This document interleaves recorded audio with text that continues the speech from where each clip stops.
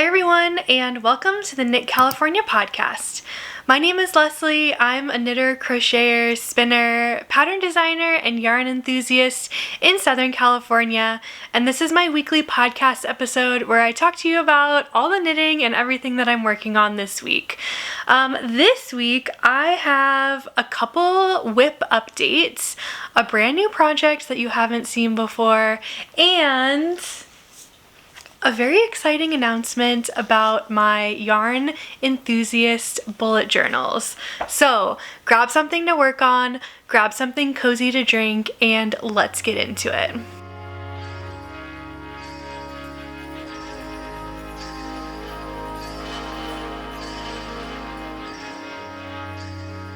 I'm really excited to be back with you today for another episode because I feel like I didn't do a whole lot of knitting this week, but I do have a full new project that you haven't seen, and I am pretty far along with it. I have been putting just like all of my time and energy and focus into my Yarn Enthusiast bullet journals, knitting journals, and like they're ready to go. They're going on sale Black Friday, so I'm just really excited to talk to you about these at the end of the episode. But we are going to start with my knitting. I have all of my projects basically in one bag sitting on the floor next to my desk, and we're gonna start with, let's just start with my book club cardigan.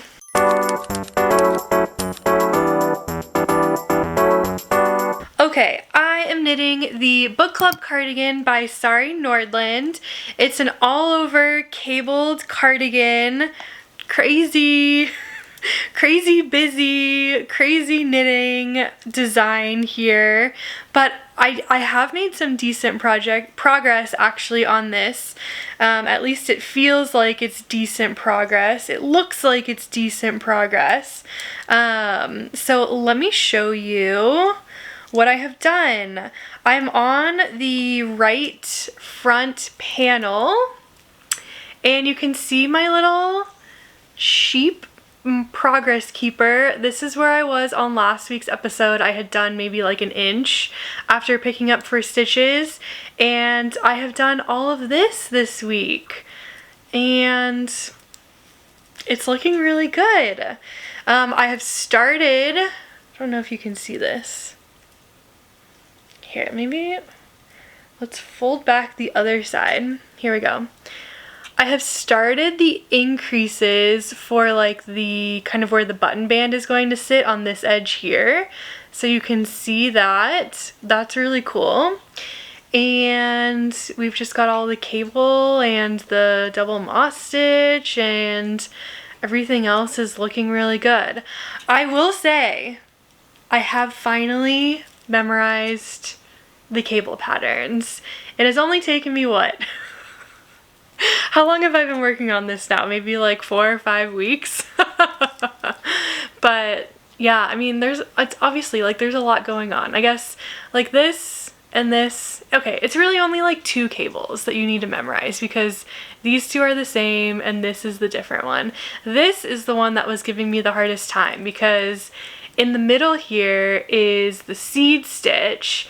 And so, especially on like the wrong side rows, it was figuring out, okay, you're doing all of these, you know, purl, purl, purl, and then you get to the cable cross, and then you need to know, am I on a knit or a purl to do the seed stitch? And then on the wrong side rows, it's the opposite, and it's really hard to read your stitches. It's not as simple as just knitting the knits and purling the purls because of the seed stitch in there. So, and when you're doing this particular cable, it's a 3-stitch cable, like a 2 crossed with a 1, and the 2 stitches are knit stitches and the 1 is a purl stitch. So it's just not as simple as it looks. It's not as simple as some of the other cables are. It's not as simple as this cable is, which is, you know, a 2x2 cable and then another 2x2 cable. So on the wrong side, they're all purl stitches, right? So anyways, that's where I am on this one. I still have, actually I don't know. I don't have my row counter set up.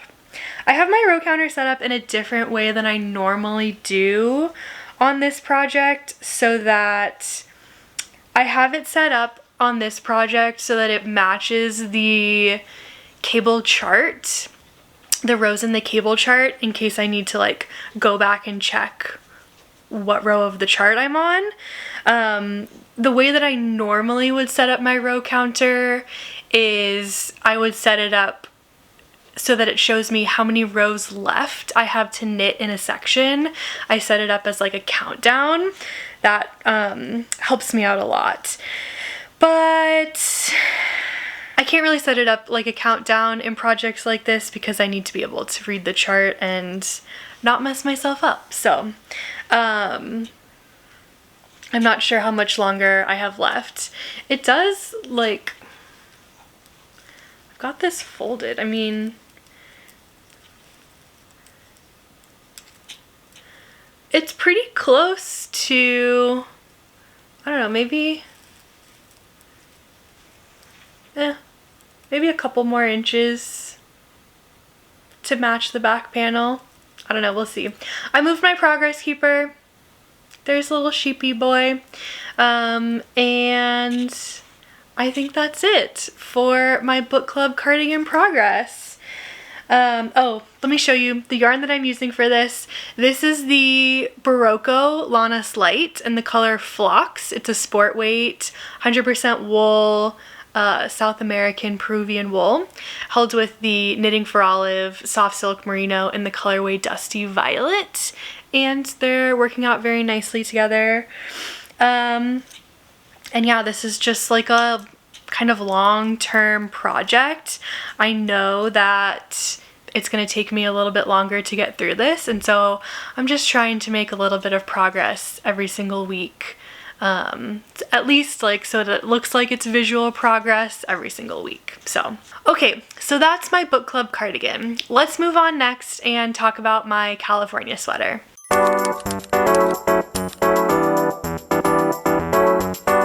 Okay, so this is my California sweater. The pattern is by me, and I'm knitting this as part of the California sweater knit along that I'm hosting, going on from now through the end of the year, December 31st. There is a pinned post on my Instagram page if you're interested in joining. Basically, if you post any photos of your progress or your finished object using the hashtag California Sweater KAL, you'll be entered to win prizes at the end of the knit along, and it's just a really fun time just to get people to knit up the California sweater and see other people knitting the California sweater, and I'm having really fun with it. So let me show you the progress that I've made. It doesn't feel like a lot. Here's my sweater. It's a lot here. You can see my little progress keeper right here. So I only did like another inch. Basically where I was last week was Rocky. No, you wouldn't know it, but the dogs are causing lots of drama behind the scenes on this episode. Okay. Where I was last week on this was I needed to decide how much longer I wanted to knit the body, and then I needed to decide what I was going to do for the bind off, if I was going to do ribbing, and what I decided, here it is. What I decided was I was gonna do about another inch. So I did that. It was really only like 5 more rounds. And then I started my I-cord bind off. So can you see it?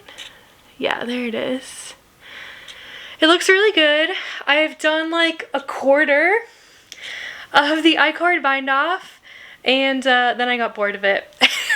put it down and picked up my other projects. So that's where we are on the California sweater.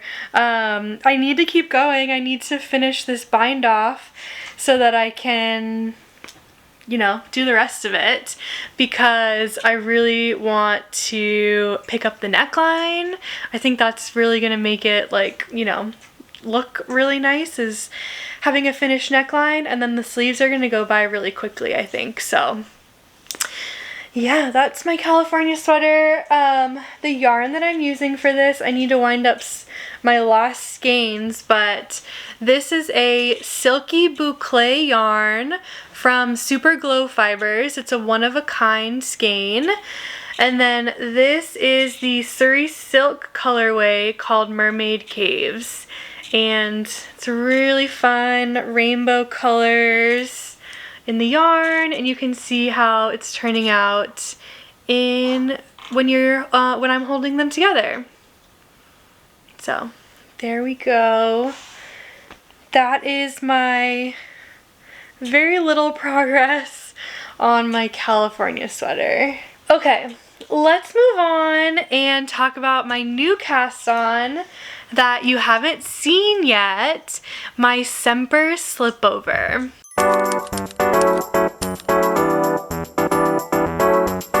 Okay, I showed you last week that I was gifted this yarn from Knit and Note, their Merino and their Cashmere Mohair, and I really just wanted to cast this on like immediately, and my thought for this was casting on a slipover, and so I did it. I decided that I wanted to cast on the Semper Slipover by the Knit Purl Girl, and this has really been my main knitting over this last week. When I wasn't working on my journals, I have been working on this, because here's my progress. The full back panel is done, and almost the full front panel is done. Yep, there it is. I have, let's see, like 17 more rows to knit on the front panel, and then I'll be joining them in the round.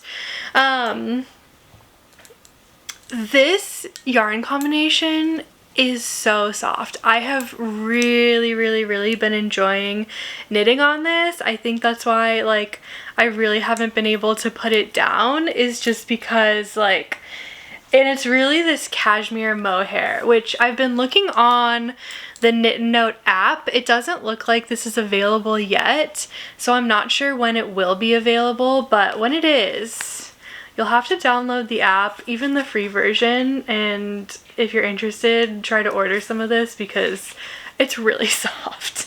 Yeah, I'm really enjoying this. The one thing about this slipover, I mean, overall right now it's going really well. I'm just worried it's not going to necessarily be the fit that I'm interested in for a slipover. And I guess once I get to the point where I'm joining in the round, I can add a couple more stitches to get a little bit more positive ease, because I think the ease recommendation for this is like 0 to 2 inches of positive ease, and if I'm pretty close to gauge, and the size that I picked would give me about 1 to 1.5 inches of positive ease, and like honestly I should have gone up a size. It's really what I should have done, or maybe a couple sizes to get like more positive ease. But I'm really, I guess, thinking of this as like my first taster, my first testing of knitting myself a slipover. We talked about this a lot in the last episode. I talked about this a lot in the last episode, and you guys had some really great comments I've never knit a slipover before, and I've been thinking a lot about how I'm going to style it and, you know, all of that. And so this is kind of just like a test for me once it's done, to figure out all of that. And if I enjoy it, at least if I enjoy knitting it, well, I am enjoying knitting it, like that's not the issue. If I enjoy wearing it, if I enjoy the look of it, if I enjoy styling it, but I feel like there are changes that I want to be made to the garment, like I want more positive ease, blah, blah, blah, blah, blah, then I'll know where to go from here. Does that make sense? I don't know if I'm explaining this in a good way, but that's kind of what I'm thinking with this. So I do feel like, yeah, this is going really well. I'm excited about it. I'm really enjoying knitting on it. It's been really fun. I'm really enjoying working on the yarn, working with the yarn. So this is my Semper Slipover. Okay, that is all of the knitting that I have to talk to you about today. I did not work on my socks at all. I think I might have a small case of second sock syndrome. I haven't even cast on the second sock yet. So hopefully I will be able to do that this week. And I also did not work on my Colorwork cowl at all. I still have only three motifs done. This one has like, I need too much brain power to work on this, and I did not have enough brain power to work on that this week with everything else that I was doing. Just an FYI, I'm transitioning into a new role at work. So I was working in HR, and now I'm transitioning into like a program manager / analyst role, while also still there's an overlap, so I still have to do some HR stuff through the end of the calendar year. So, and I've been like, you know, learning a lot, getting acquainted with a lot of new projects. So I've been really, really busy at work. And so I've just felt like my brain has felt full with a lot of work stuff. And so that has been a huge contributor to everything going on this week and the last couple of weeks, plus everything else that I've been working on. Yeah, so just an FYI. Okay, I wanted to talk to you about my journals, because this has been a huge thing that I have been working on this week. They are finally ready to go, and I'm really, really excited about them. So without further ado, I would like to introduce to you the 2025 Yarn Enthusiast Journal. There are 3 different colors. This is pink, purple, and yellow. Okay, and it is like a matte, soft cover. You can fold it all around. 2025 dated version. The back cover has the little Knit California logo on it, and it is a pre-populated version basically of my knitting journal. So let's see if I can like flip through this. Yee. Okay, I'll show you all the like really fun stuff in here. So it starts out with like, you know, project list at a glance. You can keep track of all the projects you're working on. Yarn purchases and plans. If you want to track, oh, I bought this yarn, here's the plan for it. My 2025 goals. my 2025 closet. I use this and I like print out little photos of the items that I have made for my hand knit wardrobe over the year. It's really cute.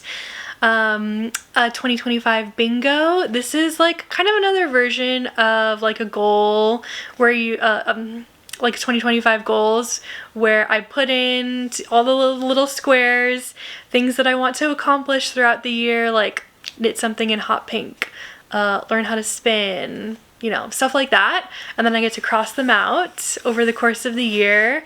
And then on this side, the like notes or accomplishments page, I write down exactly what I made, what I did, etc. This has been a really fun one. I've really enjoyed this. Make 9 plans and accomplishments. And then it goes into all of the monthly pages. So January overview, where you can keep track of all of your projects, started, finish, if you have a little queue, yarn in and out, a weekly snapshot of projects or whatever you want to do. And each month also has a knitwear tracker if you want to keep track of the knits that you're wearing every day. And then just a general notes, ideas, whatever page for each month. And so there's 12 of these for every month in 2025. And then in the middle of the journal, we have project pages. So there are 50 project pages. Let me zoom in on this. So you can keep track of, you know, start, finish date, yarn, the size you're making, your needles, your pattern gauge, swatch gauge, finished object gauge. At least for me, it's all different. So and then any notes that you want to keep for your pattern. And then the last thing in here, all the way at the end, there are about 40 notes pages with a little kind of calendar up here. So you circle, you know, the month and the day, so you can say what day it is. And this is dot grid paper, so you can keep track of whatever notes you have. And I'm really proud of these. So these are the 2025 dated versions. Now, maybe you're thinking, I really like that, but you know, I keep track of stuff for like a month and then I forget about it, and then I come back to it in the middle of the year and I want to do it again. Okay, don't worry, because I also have an undated version. It's basically the same thing, but it does not include the yearly pages. So this one includes your project list at a glance, your yarn purchases and plans, and then it goes straight into the monthly pages. But the monthly pages just have a blank space, so you can write in whatever month you want to start with. There are 12 monthly sections, but also if you're, you know, maybe not starting in January, maybe you're gonna start using this in April or July or whatever, you can still keep this for a full year, just not start in the middle or at the beginning of the year. But it still also has the project pages, and it has the notes pages as well. So that's the undated version. Right now this one only comes in a pink cover, but open to suggestions on that. And that's it. So all of these will be available Friday, November 29th, so Black Friday, on my brand new website. It's going to be knitcalifornia.com. You can go there right now, but the website's password protected, so you won't be able to get in yet. I'm thinking of doing that. I'm thinking of having them available at midnight Eastern time, which would be 9 p.m. Pacific time. They are going to be $35. There may or may not be a sale for Black Friday weekend. I haven't decided on that yet. I'm leaning towards yes, but we'll see. And yeah, I'm just really, really, really proud of them and really excited. And I just hope you guys are excited for them as well. So if you have any questions or thoughts or anything about the journals, of course leave a comment down below and I'll get that answered for you. I've been posting some flip throughs and some information on my Instagram page if you want to go take a little bit more of a closer look over there.